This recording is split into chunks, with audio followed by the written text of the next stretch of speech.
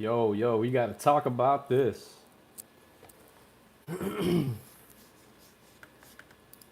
D'Angelo Russell. D'Angelo Russell.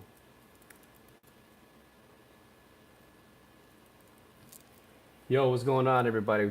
Russell Westbrook is finally traded. I'm going to wait for some people to hop on here real quick. Here we go. Hey, what's up? Let's talk about it, guys. Let's talk about it. What a couple of days it's been. LeBron breaks the record yesterday. All right? They lose to the Thunder, which is crazy because the Thunder got whipped the day before against the Warriors. They gave up 140 points, but for some reason they chose to play hard against the Lakers yesterday. We kind of knew this was all going down, man. All this, all these things that we were seeing, excuse me, on video. Anthony Davis looking just completely pissed off yesterday. You know, anybody see that video where Anthony Davis was on the bench while LeBron broke the record? Then we saw reports that Darvin Ham and Russell Westbrook got into a heated argument. They got into a heated argument during halftime, supposedly because he couldn't sit on a chair or something. This has been boiling and boiling for over a year already, and we should have traded him during the summer. I am not sure why the Lakers chose to wait 30, 40, 50, 40 games into the season for this. We're 5 games under 500. Then they decide to do this. Help is on the way. Let's send Russell Westbrook off on this note here. What a disaster trade that was. A lot of people want to blame LeBron for this trade. Rightfully so. But the fit, it was so surprising to me how bad this fit was. I knew it wasn't going to work. I knew it was going to be bad. But let's be honest, we did not know it was going to be this bad. This was nasty bad. $45 million player, $47 million player on the bench. No wonder we suck so bad. I mean, to have a $47 million guy coming off the bench, that's nasty work, guys. This trade had to happen. I wish it would have happened during the summer. Apparently, they didn't want, everybody was asking for an arm and a leg. They finally got it done. The Lakers sent off a protected first-round pick, 2027 first-round pick. And in return, they got D'Angelo Russell, Malik Beasley, and I believe Vanderbilt was included in that trade. I mean, you got 3 solid players contributing now. That we got to buff up this roster. That's the thing. This roster was not – there was really no NBA players on this roster. Everybody was pretty much vet minimum players. Now we have 3 solid players. D'Angelo Russell's more than solid. He's averaging about 18 points right now, 47% shooting. He's a 40% three-point shooter. D'Angelo Russell right away becomes the Lakers' best shooter. He averages about 6 assists, so he can play make. He can take you off the dribble. He can score. He's not afraid of the moment.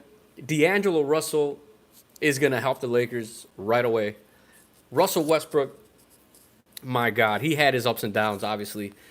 We loved his energy he brought. We loved his attitude on the floor he brought. But let's just be real. The guy was a mess, man. The guy was just awful. There's a 25-minute video of him just doing some crazy stuff last year. Shooting the ball off the backboard, missing point-blank layups, you name it. I mean, that was just horrible. His confidence was shot. His play was just nasty.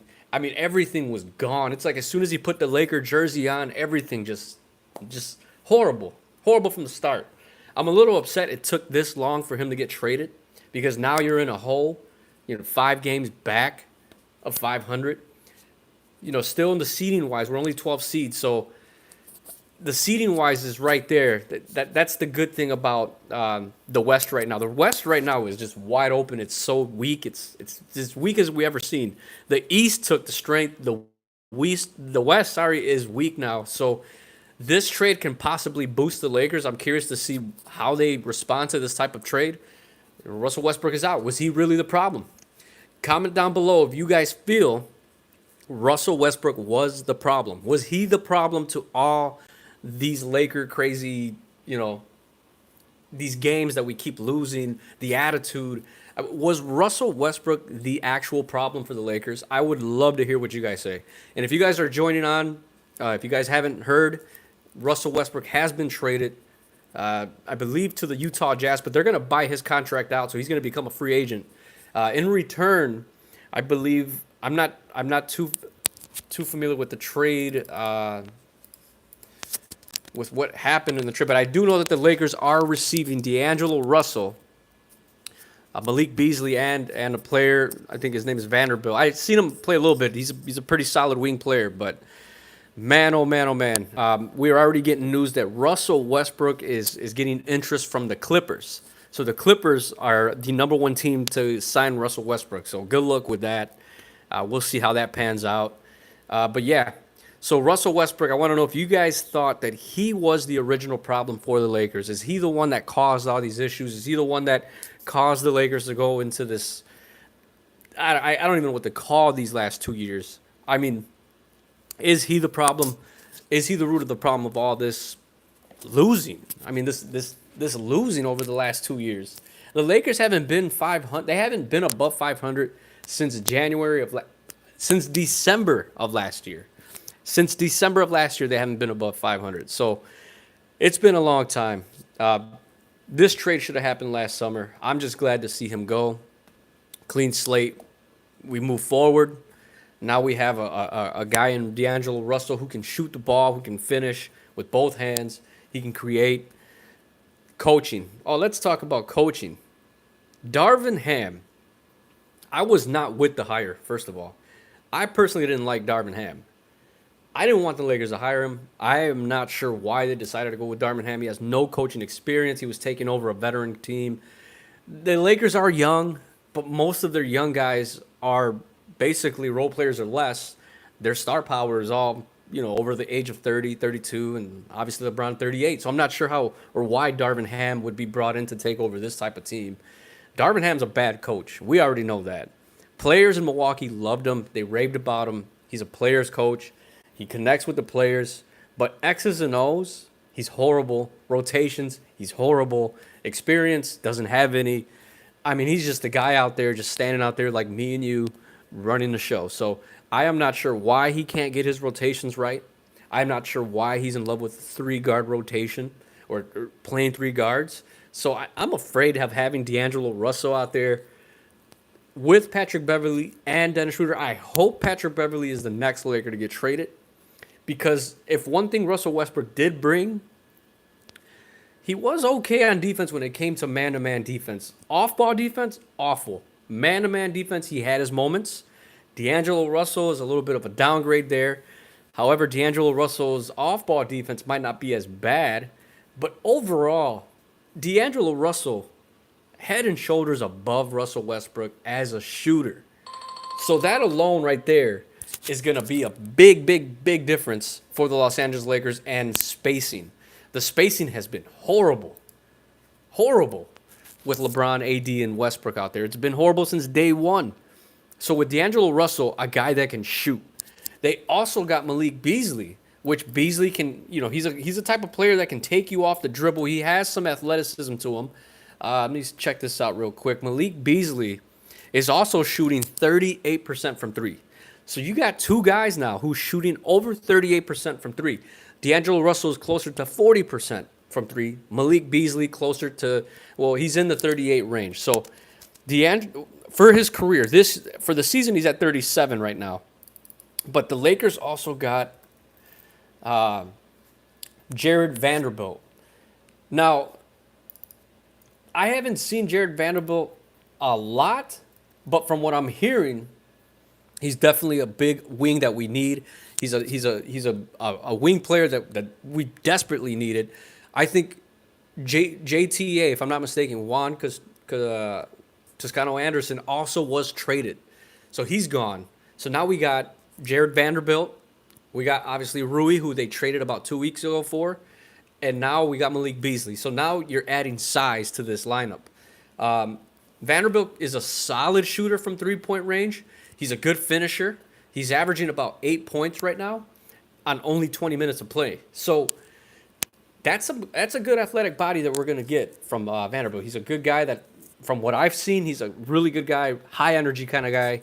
He can hit some shots from the outside. So we got 3 shooters now. Now, Vanderbilt's not a deadly shooter, but he can shoot the ball. Malik Beasley, D'Angelo Russell, those are deadly shooters that we are desperately needing. I don't think the Lakers are done. They kept a first-round pick. They still got their 2029 pick. They did not trade both picks for this, for these guys. So I have a feeling they're still going to use that first-round pick from 2029 and get someone else. So look for them to make another move. They're not messing around. They're trying to make a playoff push. How can you not make a playoff push when you have Anthony Davis and LeBron James? LeBron James averaging 30 points, and they still have more options. Yes, they still do. So I am looking forward for them to moving. The next guy is Patrick Beverley. He's another guy that he's an expiring contract. He's a guy that can get bought out from another team. So if they want to just release space, that's a guy that you can look out for. And we got that first round pick. So you're going to trade off an expiring contract still, and you still got another first round pick. Look for the Lakers to be aggressive. Tomorrow is the deadline. They're going to flip this kind of thing up, just similar to what the Cavs did in 2018 when they traded 5 players at the deadline. They got 4 or 5 new players, and they made a run to the finals. So I kind of see something like that. The West is not strong this year, guys. It is not strong. Lonnie Walker could go as well. That's true, because that's another guy that you cannot afford in the offseason. Lonnie Walker's going to ask for anywhere from 15 to 20 million a year, and that's just not in the books for the Lakers right now. They're still in cap hell, and he's an expiring contract as well, so they're not going to be able to afford him. That's another guy they can trade off. Lonnie Walker, they can package Beverly and Walker together. We've heard Austin Reeves' name. We heard Max Christie's name. Somebody else is going to get traded. They still have that 2029 pick. So look for them to improve the roster even more. We definitely need it. This has been a circus of a season. This has been a mess. My God, yesterday was amazing, but at the same time, so toxic. If you guys saw what was going on, it looked like AD has problems. It looked like Russell Westbrook and Darvin Ham finally lashing out at each other during halftime. There was just problems all over the place. Yeah, Twitter, just every time you'd refresh, you'd hear another problem, another in-house type of problem. And we knew this was coming. I'm just a little upset that it took this long, but obviously we had to wait it out simply so that Russell Westbrook's contract can get moved. There's no value in his contract anymore. A team's going to end up buying him out. They need to fire Darvin Ham. Let me read your guys' comments here. Darvin Ham needs to go. He's a guy that I'm not sure why the Lakers hired Darvin Ham. He's awful. They need to trade Darvin. Darvin Ham is one of the biggest problems, man. That guy is horrible. Frank Vogel was better than Darvin Ham. Frank Vogel is better than Darvin Ham. At least his first 2 years, he had a rotation. He had his pieces. It seems like when they traded away all the, half the roster, he was trying to mess around with the roster to see which rotations were going to work out. Injuries got us. The rest is history. Now, I do see, I believe you said Gary Trent Jr. Gary Trent Jr. is a name to look at. He's under contract, so the Lakers can keep a player that is under contract. You get his bird rights. Gary Trent, now, if you trade for Gary Trent, now you're talking. Because now you have D'Angelo Russell. Then you could either start Gary Trent or even Rui. Rui's doing a solid job for the Lakers. He has his moments where he's still trying to fit in. But now you have D'Angelo Russell, Gary Trent, LeBron, Anthony Davis. Then you have players like Malik Beasley and Vanderbilt off the bench to go along with Austin Reeves. I mean, now you're talking, this is a way better NBA roster, for crying out loud. What we have right now is not an NBA roster. They're vet minimum guys that you had to put together because of those 3 monster contracts that they had. The Lakers need a big man. They definitely do. I mean, Brian is good. He had some flashes this year, but he's not consistent. He's not, anything special. I truly believe the Lakers get tanking. LeBron played way better than they thought he would. Yeah, I believe that as well. I know that the front office did not want to make a move until they had some evidence of Anthony Davis and LeBron performing well. In particular, LeBron, they probably thought he's gonna tinker off or you know fall off a cliff or something, but he's averaging 30 points still. You have to go for it, man. You cannot be wasting. This is his third year that potentially could be a waste, due to injuries and obviously building a roster. We lost total faith in Rob Pelinka. That guy is a clown. That guy is a clown. He's trying to do as much as he can right now to restore this roster this season. But realistically, you're 5 games under 500. You gotta go on a 5-game winning streak just to get to 500. I don't see them going on a 5-game winning streak. Maybe they win 2-3 in a row, they lose one, they win 2 in a row, they lose another, they win 3 in a row. They gotta go. I believe I saw a stat. They gotta go at least 18-10 the rest of the way to be, clear above 500. So I'm not sure what this team is gonna do. This team still needs a big. They do need a big. I mean, you're relying on Anthony Davis and Bryant. Bryant's going to get cooked all the time. He's one of the softest big men I've ever seen, especially on the defensive end. This could be a good time to steal Miles Turner. He's already locked in an extension with his contract. The Lakers can no longer trade for Miles Turner. He just signed an extension with the Pacers a few days ago, so that's pretty much out the window. But names that I keep seeing are like Mo Bamba. Another name that I saw, if I'm not mistaken, there's a few guys out there, but I do know that Mo Bamba's name has been around. Not sure if the Lakers are going to go after a big. I still think they're going to go after wings because this league is ran by wings right now, and that's been their biggest weakness is at the wing position. So if you're in there, and if you guys are in here, thanks for joining.